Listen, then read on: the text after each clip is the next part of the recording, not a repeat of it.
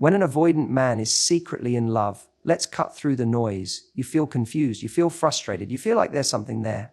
A connection, a spark, a weird magnetic pull. And yet it's like trying to hug a ghost. Hot, cold, close, then distant. One moment you're seen, the next you're invisible. But here's the truth no one wants to say out loud. You are not imagining this. There is something real under the surface, but it's buried under fear, defense mechanisms, and years of emotional walls. And here's the kicking. This isn't about figuring him out. It's about figuring you out and deciding what you deserve. Mixed signals are incredibly powerful, not because they're inherently mysterious or intriguing, but because they create confusion. And confusion can feel a lot like chemistry when you're emotionally invested. It keeps you hooked, constantly analyzing, searching for meaning in every word, every glance, every delayed text. But here's the truth. When someone sends mixed signals, what they're really doing is sending a message.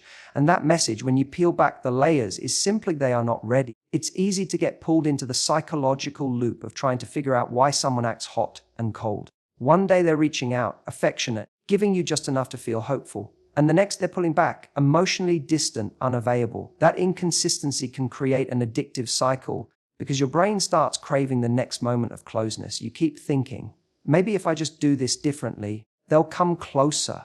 Or maybe they're scared, I just need to be patient. But what you're really doing is pouring your energy into solving a puzzle that was never meant for you to solve. The moment you begin to chase clarity in someone else's inconsistency, you start abandoning your own clarity. You lose touch with what you actually want because you're so busy managing their reactions, trying to decode their behavior and shrinking parts of yourself to avoid rocking the boat. And the saddest part is, it never works, not sustainably, because what they need isn't more of your understanding. What they need is to face their own fear of intimacy. Their emotional unavailability isn't something your love can fix. It's not a flaw in you, it's a wound in them. And yes, it's very possible they care about you, maybe even love you in their own way. But love without action is just a feeling, and feelings aren't enough to build anything real. When someone's ready, truly ready, their behavior doesn't leave you questioning your worth. It doesn't make you feel like you're constantly one wrong away from being ghosted or pushed aside. It feels calm, it feels clear. But when someone is sending mixed signals, that's not a sign you need to lean in further.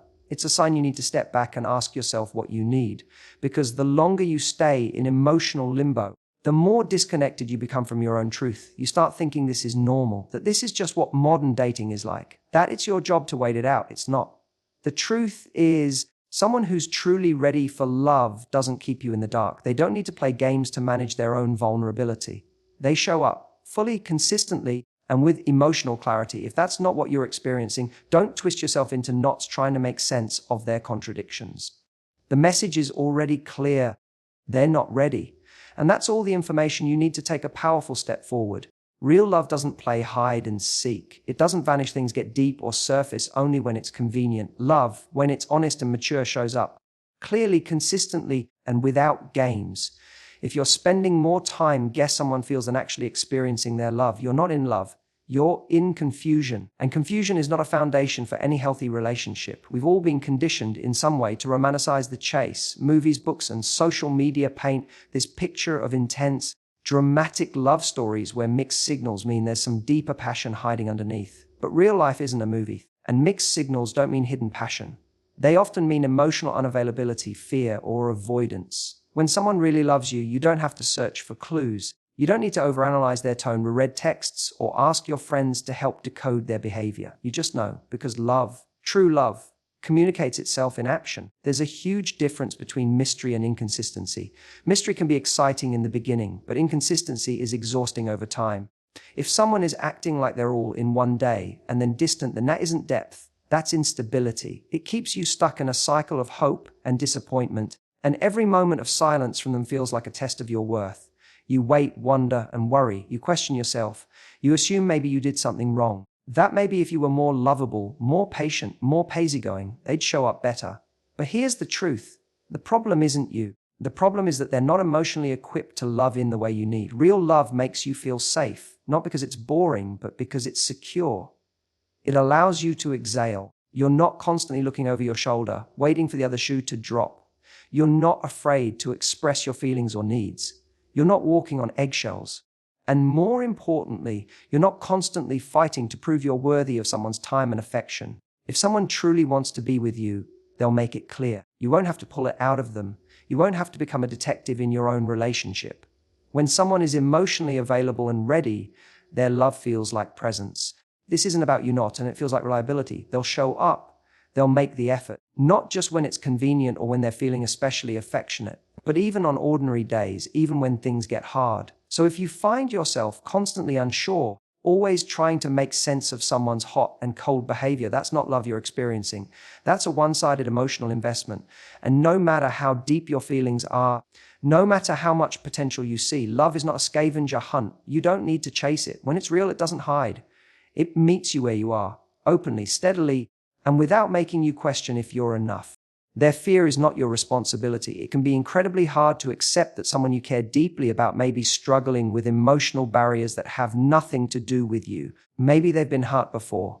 Maybe they grew up in an environment where vulnerability wasn't safe. Maybe they've never had a relationship where they felt truly seen. But whatever the reason, the emotional walls they've built and the fear that drives them are not yours to break down. And trying to take on that job will only leave you feeling drained, confused, and undervalued. When you love someone especially who seems wounded or emotionally distant, it's tempting to believe that your love can be the thing that changes them. This isn't about you not. You tell yourself, if I just show them I won't leave, if I'm patient enough, if I love them enough, they'll eventually feel safe with me. And while your compassion might be beautiful, it can quickly turn into a trap. Because in trying to heal them, you end up neglecting yourself. You lower your standards. You excuse behavior that hurts you. You put their comfort above your own peace. And over time, you stop asking whether this relationship is even giving you what you need. The reality is, everyone has emotional baggage, everyone has fear, but it's up to each individual to confront it, process it, and move through it. No one else can do that work for them, not even you. You can offer support, understanding, and kindness, but none of that matters if they haven't made the choice to face their own patterns. If someone is emotionally avoidant or struggles to show up fully in a relationship, it's not your responsibility to carry the weight of their unhealed wounds. That's theirs to carry, you not, and more importantly, theirs to unpack when they're ready. It's easy to confuse empathy with obligation. You can have empathy for someone's struggle without making it your mission to save them. You can hold space for their fear without sacrificing your own emotional well-being. This isn't about you. You can recognize that they might care for you and still walk away. Not because you don't care, but because you care about yourself too. Trying to earn love from someone who is emotionally guarded often leads to burnout. You keep trying harder, giving more, hoping that if you just do enough, they'll finally open up. But love isn't something that should require constant proving. You shouldn't have to perform emotional labor just to be chosen. And the truth is, no matter how much effort you pour in, this isn't about you not. Someone who isn't ready to love won't suddenly become ready just because you're amazing. The most loving thing you can do, for both of you, is to let go of the idea that it's your job to fix them. It's not. It never was. They have to want to grow. They have to choose healing. And until they do, no amount of patience, presence, or love will make them capable of the relationship you deserve. If love makes you anxious more than it makes you feel safe, that's your cue. So many people mistake intensity for intimacy. They confuse butterflies for connection and chaos for chemistry. But real love, healthy love, is grounding. It creates a sense of safety in your nervous system.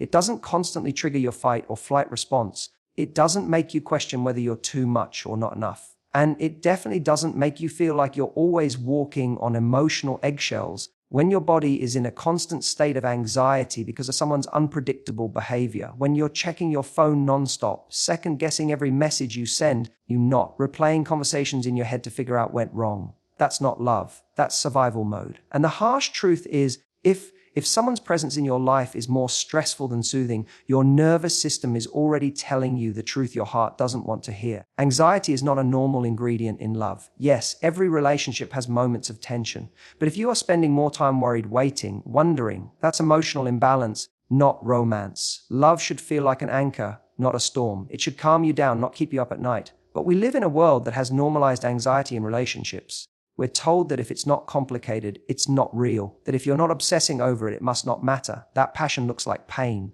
None of that is true. Those are trauma patterns, not relationship goals. The presence of constant anxiety in a relationship usually means one or both people are emotionally unavailable, insecurely attached, or caught in cycles of inconsistency. And when you've spent years being attracted to emotional unavailability, the calmness of real love might even feel boring at first.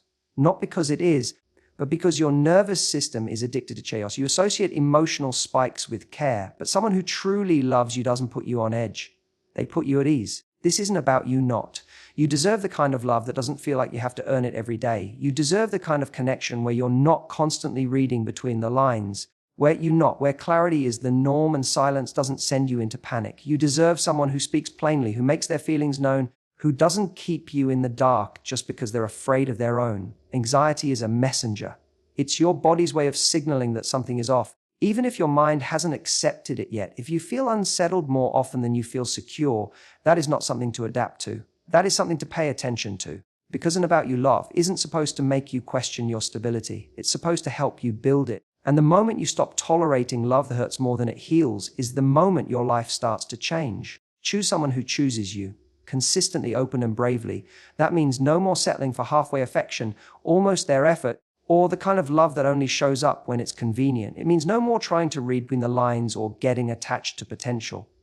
Love is not supposed to be a guessing game. It's supposed to be a choice, made over and over again in actions, not just words. And if someone can't choose you in the light of day without hiding, avoiding, or retreating, they are not your person. It's easy to fall for someone's moments. Those times when they're fully present, charming, soft, when they say just enough to keep your hope alive. But moments are not the same as consistency. Anyone can make you feel special in a moment. Real love shows up on the days that don't look like magic. It shows up when things get hard. When the honeymoon fades, when real life responsibility kicks in. The person who truly loves you won't leave you wondering where you stand. They won't make you chase their attention or try to earn their commitment. A consistent choice looks like clear communication. It looks like showing up emotionally, not just physically. This isn't about you not.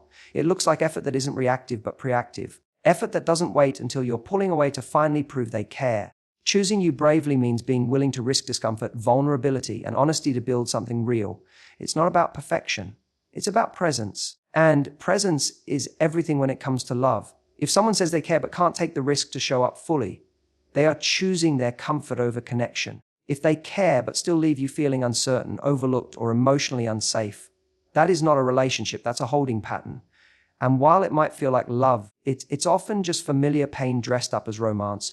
Don't mistake that for something you should hold on to. You don't need to beg for clarity. This isn't about you not. You don't need to wait for someone to come around. You don't need to be anyone's almost. You deserve the kind of love that doesn't hesitate, doesn't disappear when things get real, and doesn't punish you for wanting emotional honesty. Someone who is truly for you will not be afraid to choose you, all of you, even when it's scary, even when it's not convenient. And if they can't, if they won't, sir. Sometimes the most loving, powerful thing you can do is choose yourself. Not out of anger, not out of bitterness, but out of self-respect. Because your time, your energy, and your heart are not something to gamble with. They are sacred. They are worthy of someone who meets you with the same depth, courage, and clarity that you're willing to give. Anything less isn't love. It's a delay. And you deserve forward motion, not emotional limbo.